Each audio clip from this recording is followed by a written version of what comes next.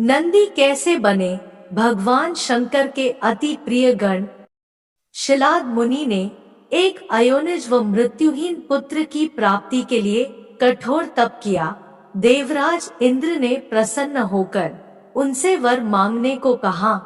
जब मुनि ने एक अयोनिज व मृत्युहीन पुत्र देने का वर मांगा तो इंद्र ने ऐसा वर देने में अपनी असमर्थता बताते हुए कहा, यदि आप अयोनिज व मृत्युहीन पुत्र चाहते हो तो आपकी इच्छा केवल भगवान शंकर पूरा कर सकते हैं।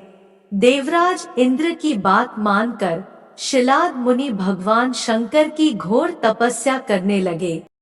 उनकी तपस्या से प्रसन्न होकर भगवान शंकर ने उन्हें वर देते हुए कहा, मैं ही तुम्हारे यहाँ नंदीश्वर नाम से अयोनिज रूप में प्रकट होऊंगा। कुछ दिन बाद शिलाद मुनि अपनी कुटिया के बाहर यज्ञ कुंड के लिए भूमि खोद रहे थे। उसी समय उस भूमि से एक ज्योतिर्मय चतुर्भुज जटामुकुट व त्रिशूलधारी पुरुष प्रकट हुआ। उसके दूसरे हाथों में गदा और घंटा थे। शिलाद मुनि ने उनका नाम नंदी रखा। कृटिया में प्रवेश करते ही नंदीश्वर ने मानव रूप धारण कर लिया। 5 वर्ष की आयु में नंदी ने वेदांग का अध्ययन कर लिया। एक दिन शिलाद मुनि के आश्रम में उनके मित्र वरुण और मित्र मुनि आए। बालक नंदी को देखकर उन्होंने कहा, तुम्हारा पुत्र अद्भुत है, किंतु इसकी आयु केवल 1 वर्ष शेष है। यह सुनकर शिलाद मुनि विलाप करने लगे। पिता को रोता देखकर नंदी ने कहा, मेरी मृत्यु नहीं हो सकती। मनुष्य, देव, यक्ष, काल, असुर मेरा कुछ नहीं बिगाड़ सकते। आप शोक न करे। शिलाद मुनि ने पूछा, तुम किसके बल पर मृत्यु को टालोगे? बालक नंदी ने उत्तर दिया, भगवान शिव मृत्युंजय है। मैं उनके चरणों का आश्रय लेकर मृत्यु पर विजय प्राप्त करूंगा। आप मुझे इसके लिए प्रयास करने की आज्ञा दें। पिता की आज्ञा लेकर नंदी वन में चले गए और दिन रात भगवान शंकर के मृत्युंजय मंत्र का जाप करने लगे।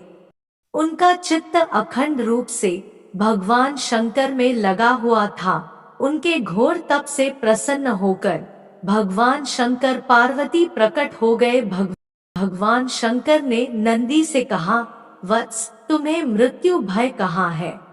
तुम तो मेरे ही रूप हो। तुम मेरे प्रिय रहोगे। तुम सदैव अजर अमर, दुखरहित और मेरे समान बलशाली रहोगे। भगवान शंकर ने कमल की बनी हुई अपनी शिरोमाला नंदी के गले में डाल दी।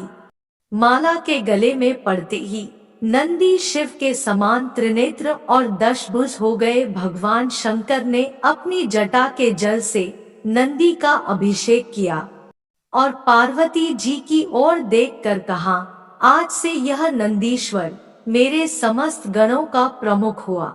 गणों के प्रमुख पद पर मैंने इसका अभिषेक किया है। पार्वती जी ने भगवान शंकर से कहा, यह गणेश्वर मुझे प्रदान करे। आज से यह मेरा प्रिय पुत्र होगा। भगवान शंकर ने एवं स्तु कह दिया।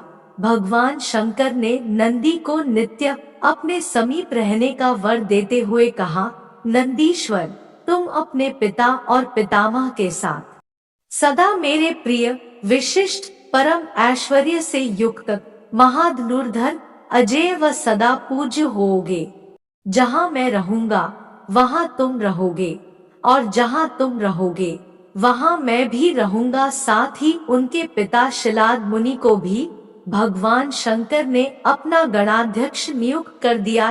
यही कारण है कि सभी शिव मंदिरों में शिवलिंग के सामने नंदी की प्रतिमा विराजमान होती है। गण के रूप में नंदी एक मनुष्य के रूप में रहते हैं, किंतु इनका मुख बंदर की आकृति लिए हुए होता है।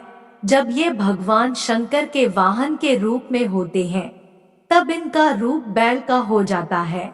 इन्हें धर्म का अवतार माना जाता है। भगवान शंकर को ये इतने प्रिय है कि उनकी ध्वजा में इनकी आकृति होती है। इन्हीं के नाम पर भगवान शंकर वृषभध्वज और वृषकेतु नाम से जाने जाते हैं।